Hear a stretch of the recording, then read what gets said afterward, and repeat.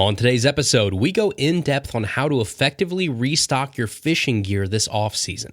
That includes how to slim down all the tackle that you don't need to make room for your new gear, how to purchase effectively without overspending, and how to maintain your organization through the different seasons.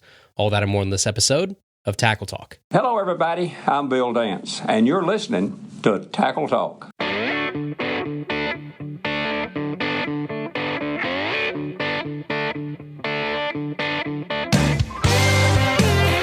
Welcome to the Tackle Talk Podcast, brought to you by American Legacy Fishing and Outdoors.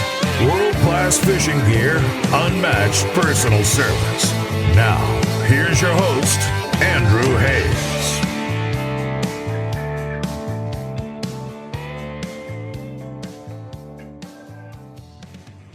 Hey everybody, welcome back to another episode of the Tackle Talk Podcast. As always, we are brought to you by American Legacy Fishing and Outdoors. And you guys know American Legacy Fishing is the best place on the internet to buy your new and used fishing gear. But aside from all those other reasons that you choose them throughout the rest of the year, so that's a price match guarantee, fast shipping, great customer service, right now they're running their 12 days of Christmas sale. So right now on AmericanLegacyFishing.com, you can get 35% off Costa sunglasses. You get a $50 sign-up bonus when you join the Legacy Elite program, making it basically free for free shipping all year long, 10% back on your orders all year long. They've got 20% off Yamamoto, 10% off ALF gift cards, 30% off Fireline and Spiderwire, 20% off all Z-Man, 30% off select used gear, 20% off all terminal tackle, that's Gamakatsu, Owner, Mustad, all your favorites, 40% off all 13 fishing rods and reels, 40% off Power Pro,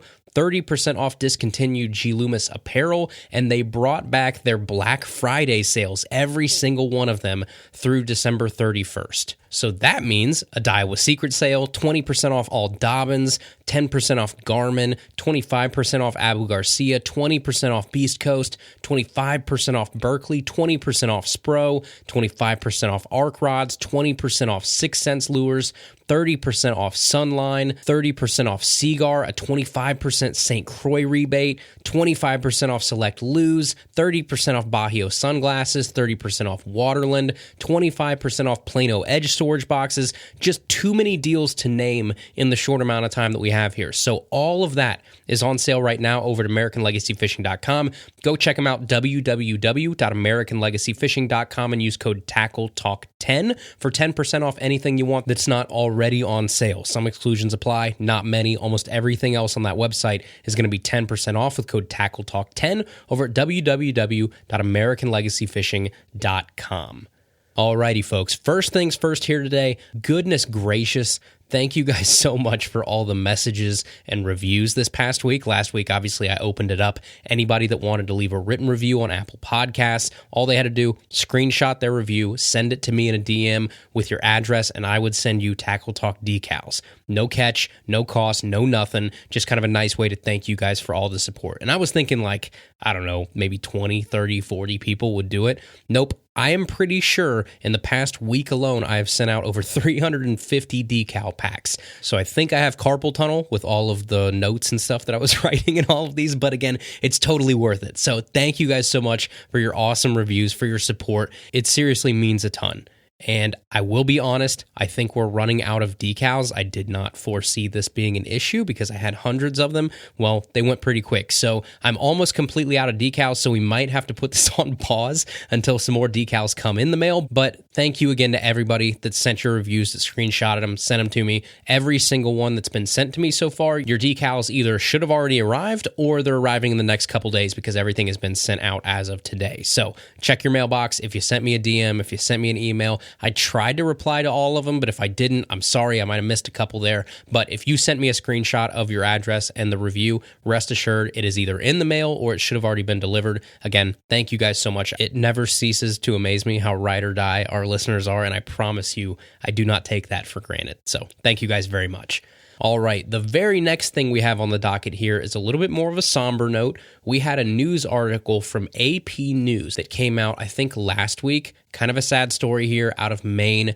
A gentleman died while they were ice fishing, and I'm going to read you just a few sentences from this article, and then we're going to talk about what it means for folks that might be living in northern climates right now, that you might be getting ready to go out and ice fish for the first time this year if you're not already. So the news article from AP News says, a man who was checking the thickness of ice on a lake in the Maine wilderness crashed into the icy water and drowned on Friday, game wardens said. Walter Demmons, 62 of Milford, was drilling holes with a friend to check the ice thickness while preparing to fish in Quackish Lake when they heard the ice crack, the warden said. Both men ended up in the frigid water about 75 yards or 66 meters from shore on the lake in T3 Indian Township, Purchase, which is about 8 miles southwest of Millinocket. The two ice fishermen were communicating with each other as they tried to get back to the ice before Demmons told his friend that he wasn't going to make it and slid under the surface, Warden said. The friend, who eventually got back onto the ice, then dialed 911, was treated for hypothermia while Demmons' body was recovered an hour later with an ice rescue raft brought to the scene by Brownville Fire Department. Game wardens warn people to be especially vigilant around ice thickness, noting that early season ice conditions can be treacherous. So, why do we bring this up?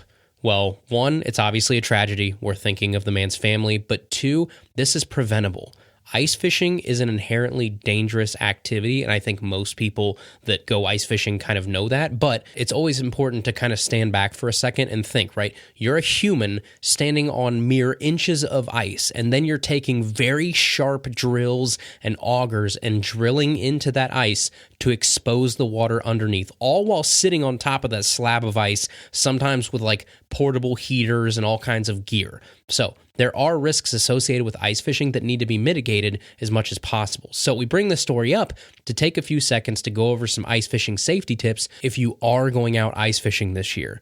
Now, I know some of you are listening to this and you live in like Texas or Arizona or wherever you live that may be in like southern climates, and you may not need to worry about this too much, but over half of you that listen to these episodes are in climates that ice fishing this winter will probably be a possibility. So some very quick ice fishing tips that could save your life someday and help prevent something like this.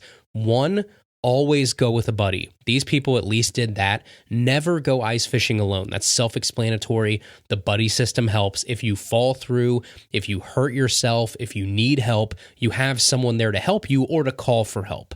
I would say the next thing as far as like safety tips go, I would say check the ice thickness before you start drilling. In this story, it sounds like the gentleman died while it said drilling holes to check ice thickness.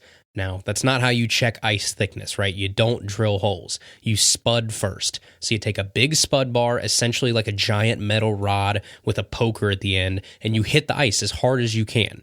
And I don't know like the technical number of pokes or whatever you're supposed to do, but I've always been told you hit the ice as hard as you can 3 times with your spud bar, and you hit it in the exact same spot. And if you don't go through in 3 hard whacks, then you're okay to keep moving forward. Now, if you do go through and you go like 1, 2, and then your spud goes right through to the water, or you go through on the third one, or especially if you go through on the first one, you should not proceed, right? You should not go any further. That ice is not safe. But the moral of the story here is spud before you drill, because a small hole from your spud bar in like 2 inches of ice or something won't do what drilling an 8-inch hole can do on that ice, which unfortunately we found out just a little bit ago in that article.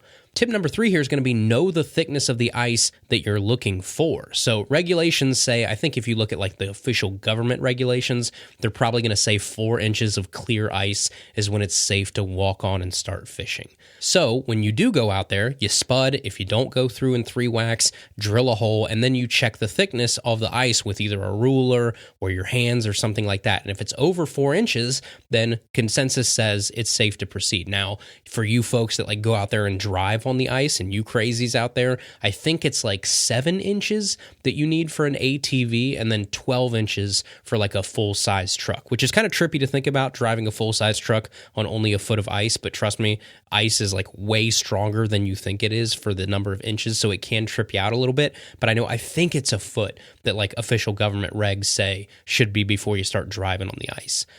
Tip number 4 here is going to be wear a pair of ice picks. never ever go out on the ice without ice picks around your neck. They're essentially two handheld spikes that you use to kind of like claw yourself back up on the ice if you do fall through. Because if you do fall through, you're not going to have anything to grab onto. You're trying to pull yourself up, your whole body weight up on ice that's just slick and there's nothing to actually put your hands on. You're never going to get yourself out of that water if you're trying to pull yourself on ice. So what you have to have is a pair of ice picks. You have them around your neck. If you do fall through, you use your ice picks to stab into the ice and pull yourself up. And it is the best $9 that you're ever going to spend, because those $9 can save your life with a pair of ice picks if you do fall through.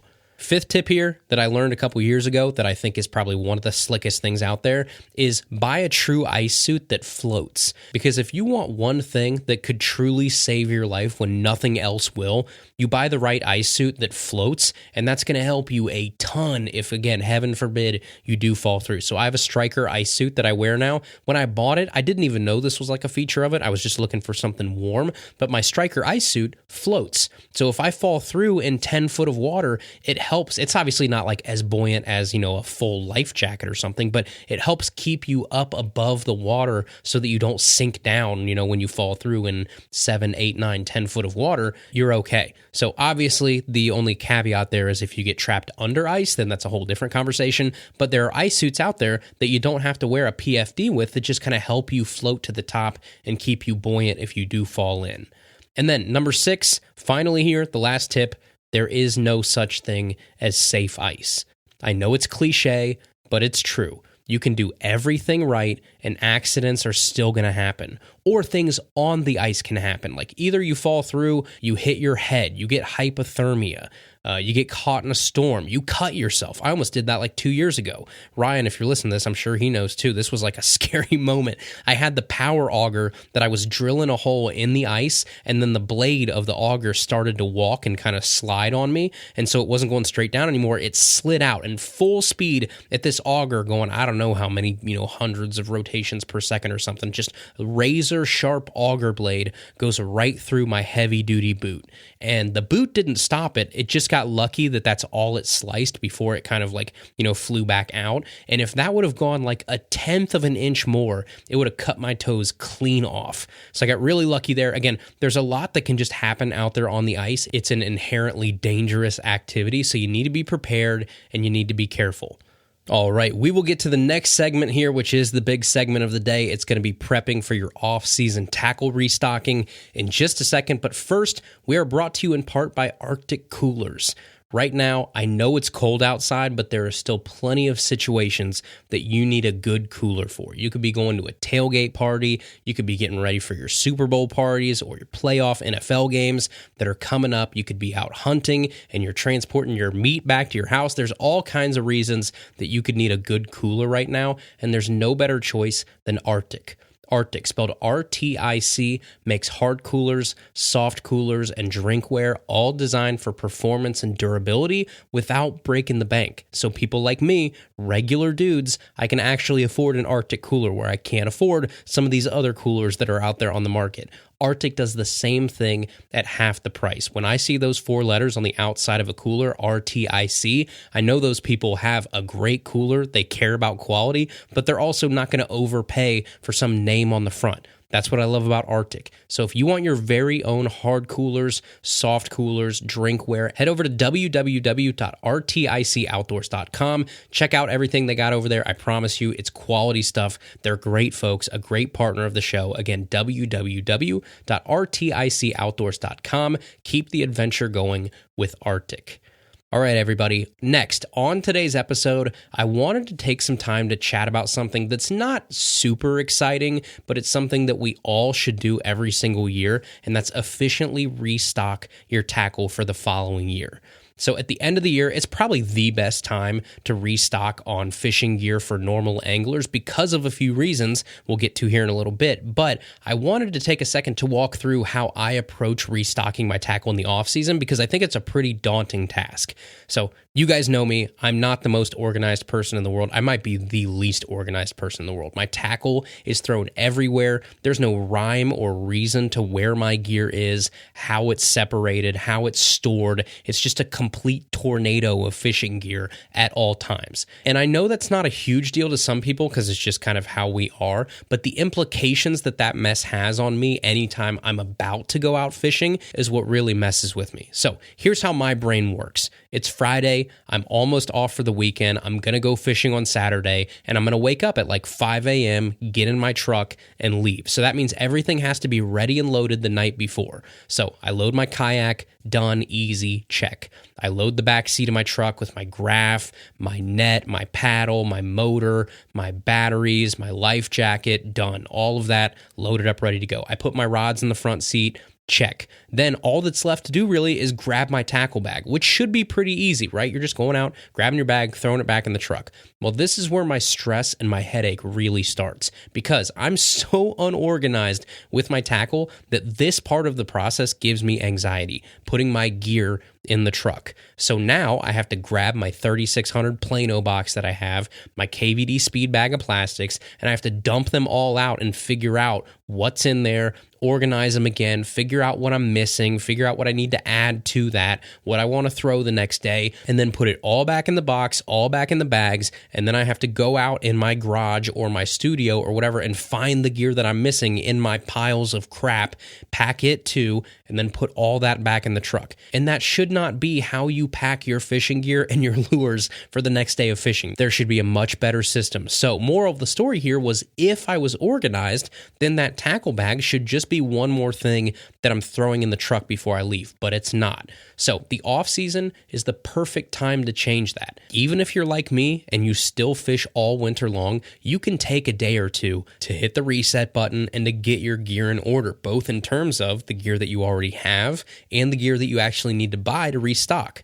So the first thing that I'm going to do, and I actually did this like 3 days ago, so I can say with confidence, this is what I'm doing this year, and this is what's worked for me so far, is I sit down and I made a list of all of the gear that I want with me at all times. So that should be like your complete 100% do not leave home without this tackle list.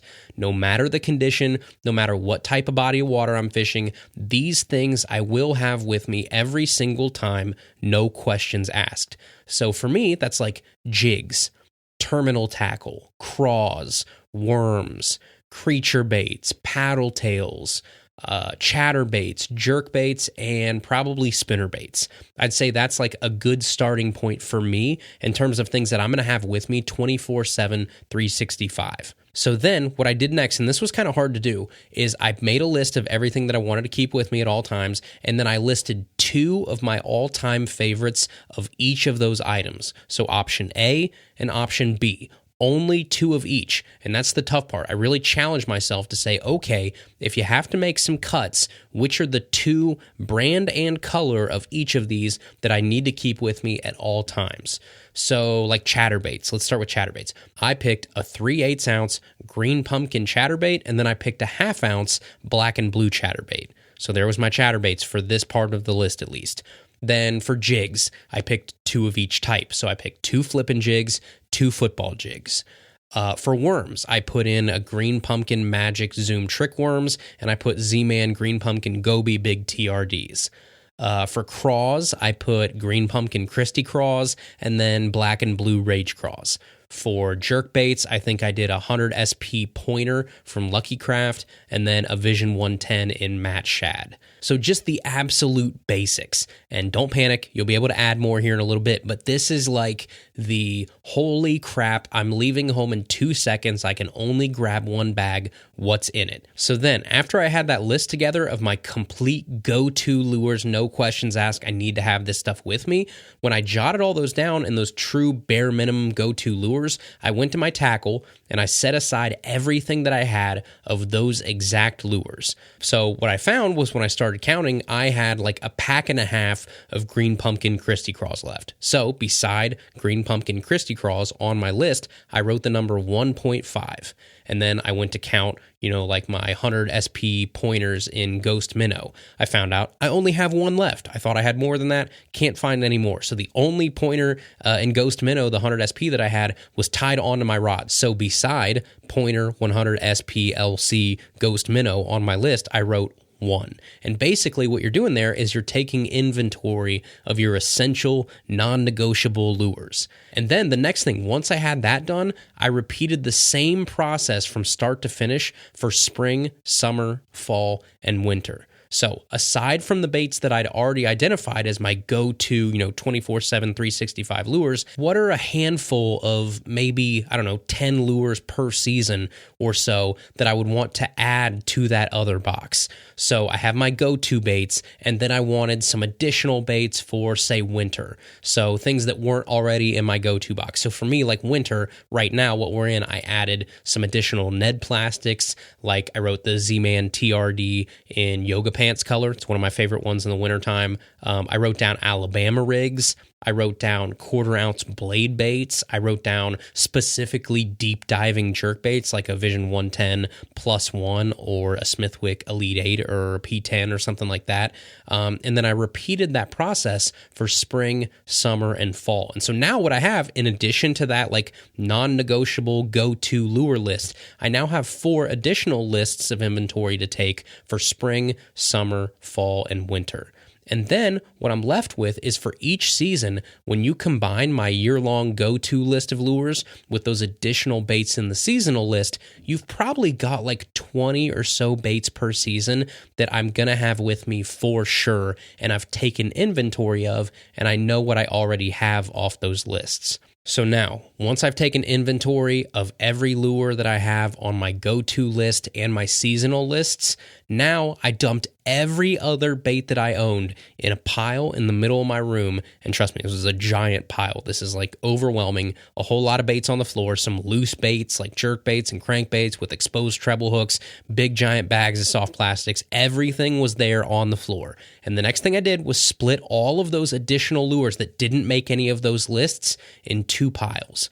One of those piles I labeled keep because I'm actually going to use this year. And then the other pile I labeled stop kidding yourself. I have something else I'd rather throw. And just to me, the weird way my brain works, that helped me versus saying keep and throw away, because if I do that, I'm going to put way more things in the keep pile than I need to. But I'm not throwing anything away right now. I'm just separating them between what I will really use in the next calendar year and things that I bought like 3 years ago because it was too good of a deal to pass up or something, and I haven't even thought about since. And I'm going to be honest, of those baits in that pile, like 80% of them fell into the I'm not going to use this year category. And it's completely normal. We all do it, where we just accumulate so much stuff, like from expos, from internet sales, again, deals that were too good to pass up, that we just impulse buy thinking that we're going to use someday, and then we never do. That happens all the time to me. So being able to step back and clearly look at everything that I had and kind of weed stuff out felt great, because it's like when you clean your closet and you take like 3 bags of stuff to Goodwill because you don't need your high school track shirt anymore, even though it's been taking up space in your closet. That feeling, it felt great. So for the other 20% of baits that I actually kept, I put the loose baits in these like Plano boxes that I had, and then I put all of those baits in one giant tub, and that tub went out to the garage. So it's out of sight, out of my way. And then the other 80% of those baits that I was honest with myself and I said I was not going to use this next coming calendar year, instead of throwing them away, instead of trying to, sell them for 50 cents a bait or whatever it is, I decided that I'm going to donate those baits.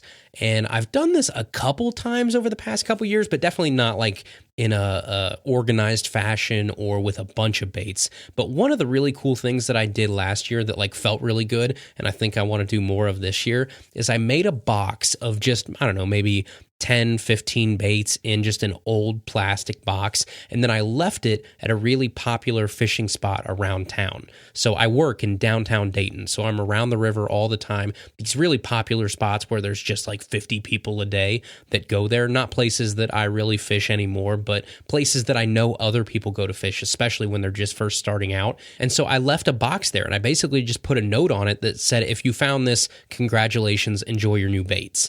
And something like that makes you feel great, because I know, even though I don't get the satisfaction of like watching the person find them and, them being thankful and saying thanks or whatever, I just picture in my head how cool it would be to be there as like a fly on the wall and see somebody walking up. They think somebody left their gear, or they think they found something over there, and there's just a nice note that's like, congratulations, this is your new fishing gear. So that to me makes me smile. Like, I think that's worth way more than the 50 cents, per bait that I was going to get if I really spent months and months piecing these things out and listing them and trying to sell them somewhere. I think that's cool. Random acts of kindness to me are something that I just wish I did more of. I wish more people did more of. It's not about the recognition on Facebook or, Instagram, or bragging, or, taking the picture next to person that you helped, right? That's just like more self-serving a lot of times when people do charity like that and they really want the recognition for doing charity. You don't need recognition for it. The part about charity,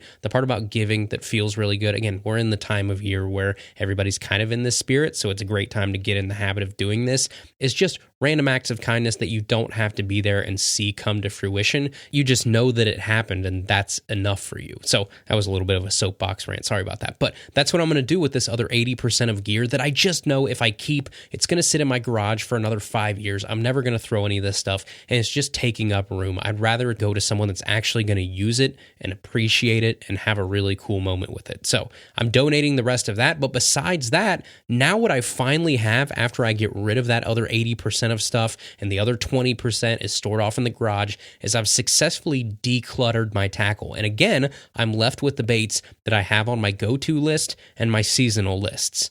And then here's where the fun part happens, obviously, that we've all been waiting for. Now you get to do some shopping and you get to restock. And the important thing here, I think, is that you're restocking your go-to baits and your seasonal baits that you need and you're actually going to use and you're actually going to fish and catch fish with, and not unnecessary clutter. So you go back and you look at your go-to list and your seasonal lists. And for my go-to list, I want to make sure that I have at least, 3 to 5 of each of those hard baits, and then at least 5 bags of each of those plastics.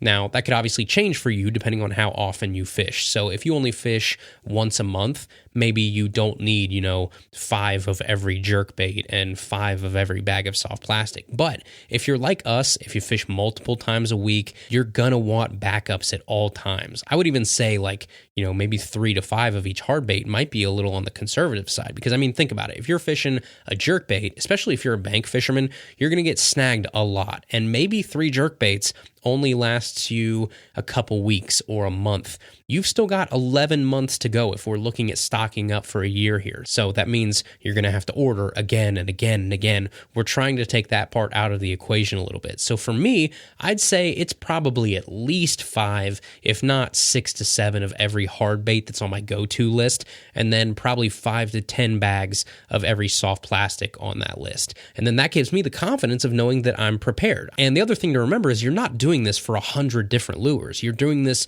for your top go-to 24 hours a day, 7 days a week, all year long baits. That shouldn't be a super long list. So then you're also going to do this for your seasonal lists, but I would probably cut the number of lures that you're buying and stocking up for each of those in half. So for me, maybe instead of, 6 of each of these jerk baits that I need, I only need 2 baits on those seasonal lists. For the soft plastics, maybe instead of 5 to 10 bags of each of my go-tos, maybe for the seasonals, I only need 3 to 4 of each bag. So something like that, just ample supply to get you through a whole season, which is 3 to 4 months. So the number of baits that I'm ordering on my go-to list are going to be different than the number of baits I'm going to order on my seasonal list. And so again, I would go back to that list that we were keeping in terms of the bait names and the inventory numbers, and I would update those with the number of each of those baits that I need to buy. So let's stick with jerk baits again, just because we've been talking about them for the sake of ease here.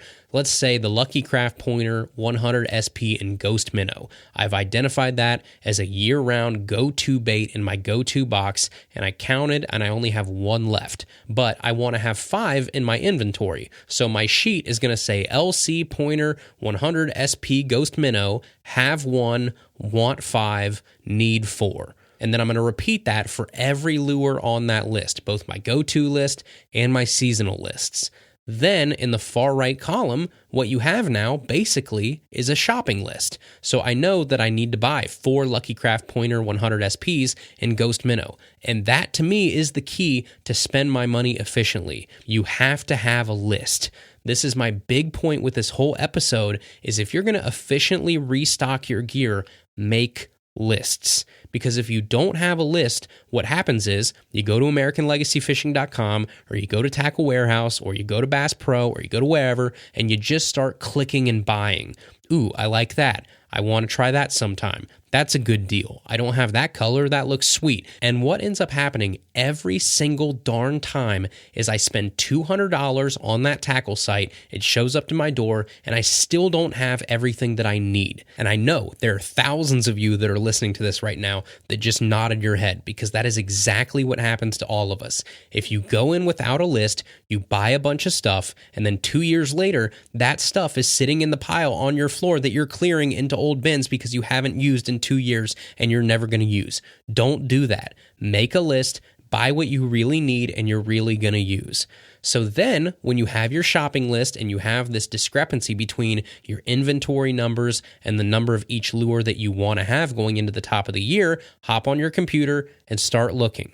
And this is where I'm going to be a homer for a second, and I'm going to say that every single thing you do in this step and you're going around and you're shopping around makes a huge difference. Because if you're going to buy in bulk for the upcoming calendar year, every little discount, every little sale is exponentially more important. So for me, that's why I love American Legacy Fishing, because I'm an elite member over there. You can get elite member for $50 a year, and right now they give you $50 back to spend on the site when you sign up, so it's basically free. But then all year long, that membership gets me 10% back on all of my orders. So this order that I'm about to place, I'm going to save 10% off my restock order, a blanket 10%, and then that actually carries on and you get that 10% back for a whole calendar year. So it's basically an unlimited 10% rebate for the site that you can use to buy more gear. You also get free shipping with no minimum, so you don't worry about spending like $50 or more to get free shipping, which is another trap that I fall into all the time. I can only buy what I need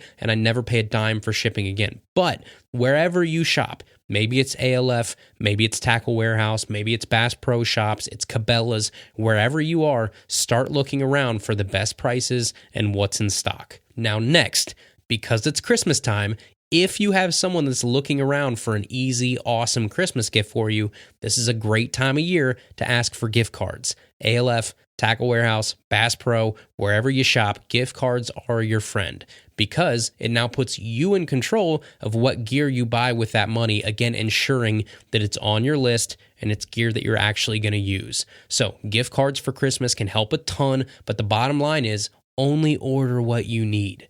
Now, let's say that it's like a few weeks later, you've stocked up on all your go-tos and your seasonal baits for the year. Now you can take a deep breath and you can organize your gear into boxes that make sense. So for me in 2024, because I take everything that I take with me fishing in one backpack because I don't have a boat, I'm really limited on the space and the gear that I can take. So I only take what I can actually carry on my back. So all year long, I have one Plano box that has all of those go-tos in it that we identified in the very first list. All year long, that box comes with me. No ifs, ands, or buts. Then, for each season, I have a smaller box that has those seasonal baits in it from our list as well, and they're labeled.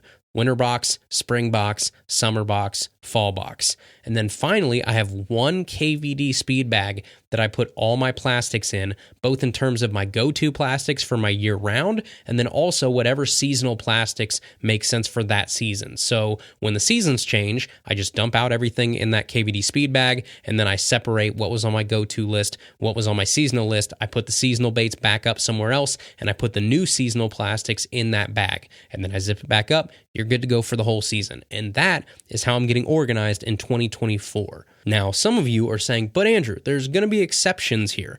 Yes, of course there are going to be exceptions. It's not 10,000% set in stone. Maybe I get on a really good bite on one of my favorite lakes around here and red is just like the deal. Well, then I'm going to swap out my 1.5, KVD square bill and sexy shad in my seasonal box for a Rayburn red 1.5 for the next couple weeks. You obviously have the ability to do that and play with things throughout the year as you learn and as you figure out what you want to take with you every time, but the bones are there. And that's the important thing to me, is taking away the stress of basically putting together a brand new day box every single time I was going out fishing. And then the final piece of this is at the very bottom row of that go-to Plano box, the thing that has my 24/7 365 baits in it. The bottom row is left empty in that box. And that row is for new baits that I want to try throughout the year.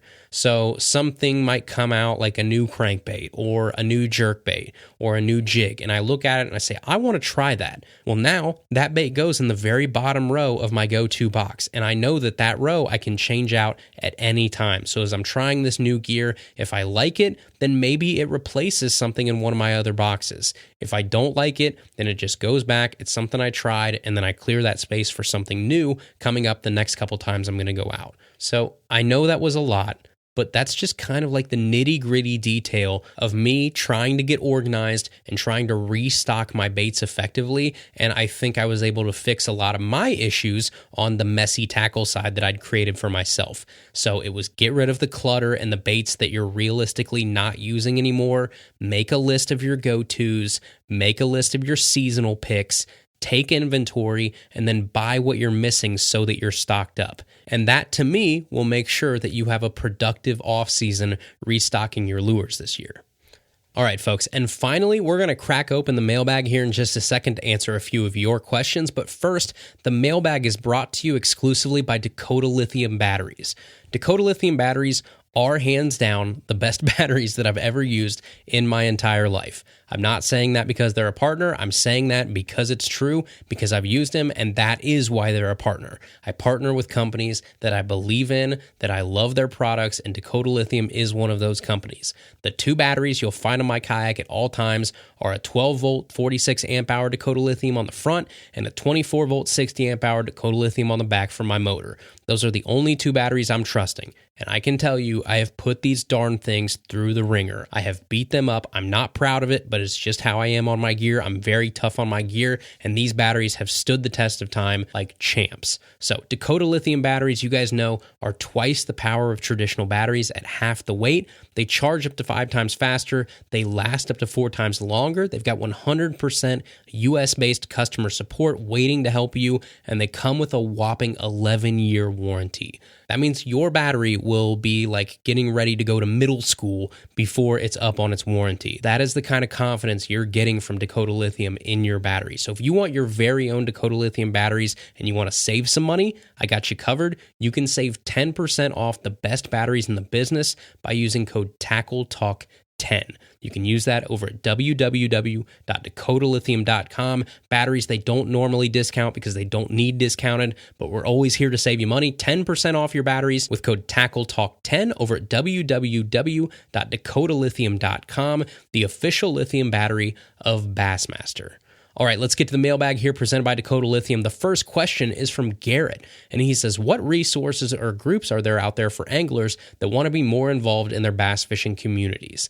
Outside of clubs and leagues and Facebook pages, what are the opportunities to support fishing research, local hatcheries, conservation groups that maybe put out forage or structure? I'm specifically super interested in helping wildlife research projects like tracking bass, counting populations, lake formatting, etc. I'm from Dallas, so I imagine there's a mess of things out there. I'm just not sure where to look, if that makes sense.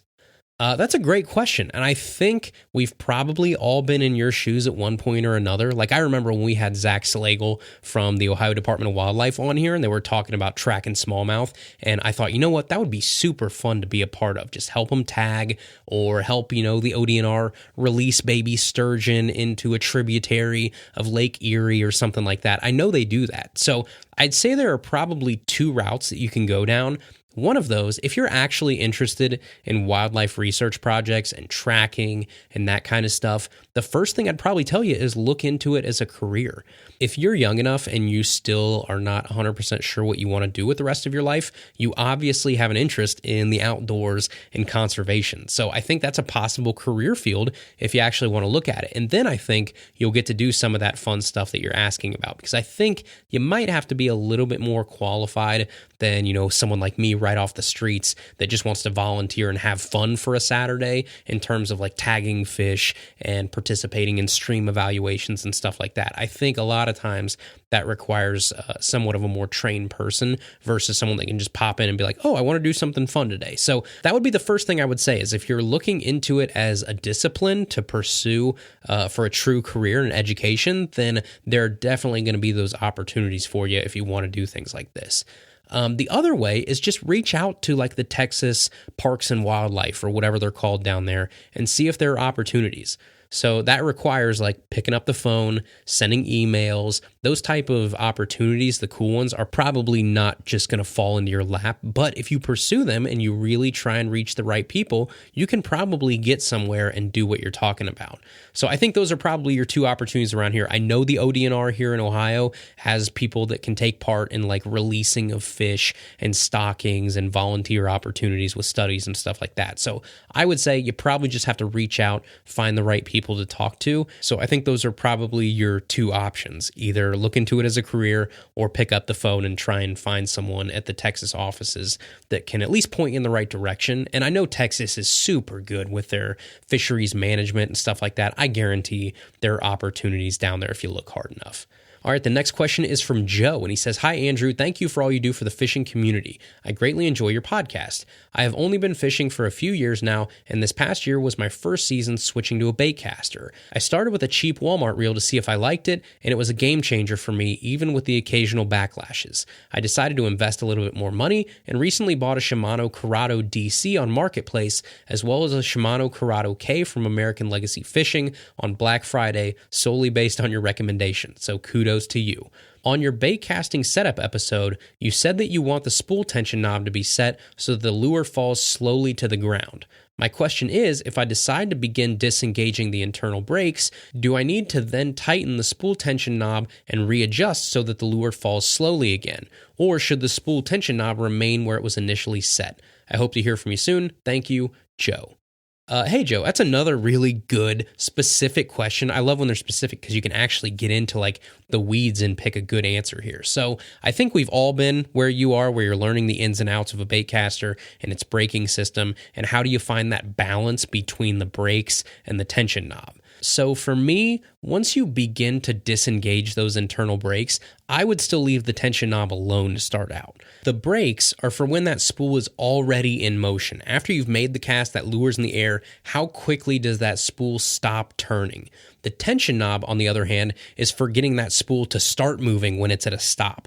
So like when you're sitting there and you let your thumb go while the thumb bar is disengaged, that's really more the spool tension than anything else. Now when the lure hits the ground, whether it keeps spinning, right, and you get a backlash, that's the brakes. So I would say I would not tighten the tension knob just out of habit when you start backing off brakes. Instead, I would very, very slowly start disengaging those brakes, baby steps, and leave the tension knob right where it is. And then if you find that you're bird nesting with the same weight lure that you were just throwing with more brakes engaged a minute ago, now it's a thumb issue. So it's not really the tension knob as it really is about the amount of thumb you're applying to that spool. So you're going to have to thumb that spool a little more because you're taking the burden off the internal brakes and you're putting more of the burden on your own hand to kind of supplement that braking system, which is generally a good thing because now you're controlling the cast more than the machine. So it's just a matter of getting used to. And now if you really want to, yes, you can start to touch that tension knob a tad if you need to. But for me, the tension knob is really more about making micro adjustments for different lures versus my skill set with that reel. So if I switch from a 3/16 ounce lure to a 1/2 ounce lure, then yeah, I might hit that tension knob just a tad, but the brakes stay very similar. And the brakes almost for me only get messed with nowadays when I'm talking about throwing into wind. If I'm throwing a light lure into wind all day, then yeah, I'm going to turn my brakes up a tad. But the bottom line, I think, no, you shouldn't automatically think to tighten the tension knob when you loosen your brakes. Try leaving the tension knob where it is, and then you can make those small micro adjustments throughout the day if you need to. All right, the next question here is from Kevin, and he says, hey, Andrew, you talk about Big Joshy swim baits all the time. What would your go-to sizes and colors be if you had to pick 3 for, say, spring, summer, and fall fishing? Thanks, Kevin. Ooh, that's a good one. I love my Big Joshies. I've been asked a billion times. No, I don't have any sort of, relationship or partnership or anything with Big Joshies. I'm just one of those firm believers. If you have someone that's making a good product, especially somebody local, a small company that's really just making something that's truly superior to everything else out there, then I think they deserve the recognition. They deserve shine. There shouldn't be a dollar being traded hands, to talk about these companies. I talk about people like Big Joshi or Jigmasters or people like that because they make great products, and that at the end of the day, to me, it was what determines whether I talk about it, whether I try and tell you guys about them and kind of encourage you to go out there and seek them out. It's just because I genuinely think, as far as a paddle tail or a boot tail swim bait goes, a Big Joshi swim bait to me is the best that I've ever found. So if we're going as far as sizes and colors, my number one go-to color is always going to be gizzard shad. Every day, all day, I'm throwing gizzard shad. I throw probably a good even mix of the 2.75s and the 3.25s. The 2.75 inch ones I throw on a 3/16 ounce jig head, and then the 3.25 inch Big Joshies, a lot of times I throw on a 1/4 ounce or a 3/8 ounce. So for those, it's great. I've caught by far the most fish that I've probably ever caught in my life on one single lure on a gizzard shad Big Joshi in either 3.25 or 2.75. Next up, as far as colors go, I'm probably going to go with Dirty Money. It's a great color, especially springtime when our water gets stained and gross. I'm throwing Dirty Monies a lot. Ever since they came out with them, I think 2 years ago, they started out as a show color, and they did so well that Mark and gang over there at Big Joshi just kept them. It's almost like a copper truce. So if you've seen copper truce from Z-Man or the new Rapalas that came out have this color too, it's like half dark brown with flake and then half chartreuse. It just looks great in stained water. You can see the waggle. I'm a sucker for two-tone all the time, and this is like one of those two-tones that even in gross water, you can still see that flash of color 1 and color 2 going back and forth. Just a great color for dirty water. And then third, I thought I knew what was going to answer here, but now I'm like second-guessing myself. I'd say there's probably 3 that I go in between. I would say Bass Candy, Bullhead, and Green Gizzard. And I think of those 3, gun to my head, I'm probably picking Bullhead. Again, it's just a really nice, natural, two-tone, dark gray, light gray, killer color that you can see on the swim, and you get that flash of the lighter color contrasting with the darker color. So those are probably my 3, I would say. Gizzard Shad, Dirty Money, Bullhead. And I probably throw my mix of 2.75 inch to 3.25 inch pretty close, maybe 2.75 inches a little bit more in the wintertime in cold water, and then 3.25 inch a little bit more in the spring and fall, but it's pretty close. All right, and the last question here is from Jason, and he says, let me start by saying I love your podcast. I've been listening to it for over a year now and always learn something new. My question for the mailbag is about fishing shallow ponds in the wintertime. My local pond here in Connecticut doesn't get much deeper than 5 feet, though it does even get shallower in certain spots, and I always seem to have trouble finding them when the water temp gets cold. Do you have any tips on how to find them and what baits would be most effective? Thanks and keep up the great work, Jason. Thanks, Jason, for the question. Yeah, I would say you described like basically almost all the ponds around here. All the ponds we have, like these shallow residential ponds around town that, like you said, probably don't get any deeper than maybe 5 to 6 feet out in the middle.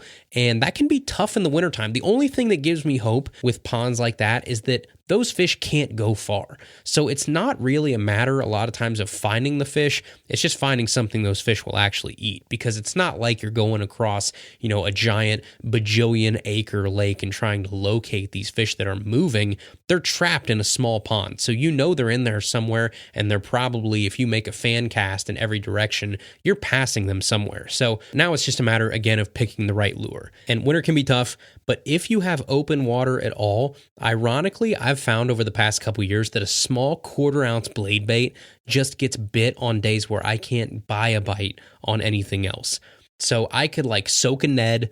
I could fish the slowest, most painfully paused jerkbait of all time, and I can't get those fish to hit. And then I run a regular old 1/4 ounce blade bait by them at just a normal retrieve. I'm not even really popping it or anything. I'm just reeling it like you would maybe the same speed as a rooster tail or something. And those fish will turn and eat that darn blade bait that's just being reeled past their face. I don't know what it is. I don't know why they'll commit to that, but they won't commit to moseying over and slurping up a Ned rig or eating this jerkbait that's been sitting in front of their face for 30 seconds straight. I don't know what it is. There's just something about a blade bait. I know it sounds counterintuitive to throw a reaction style bait in the dead of winter when you can't get bit on the finessiest of presentations, but I promise you, I've been out there, there's been snow on the ground, I've been bundled up, and I'm wearing these fish out on a small 1/4 ounce blade bait when nothing else would work. So aside from your regular staples like finesse bottom baits, jigs, Neds, suspending jerk baits, I would really encourage you, try a slow, steady retrieve with a small, light, either gold or silver 1/4 ounce blade bait.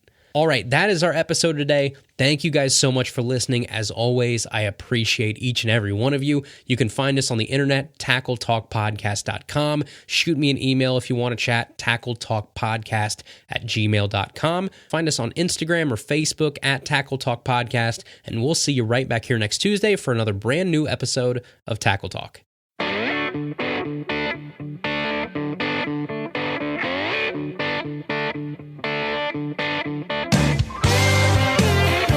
Thank you for listening to the Tackle Talk Podcast. Tackle Talk is produced by Andrew Hayes. Copyright 2021. Please subscribe on Apple Podcasts, Spotify, or wherever you listen to podcasts.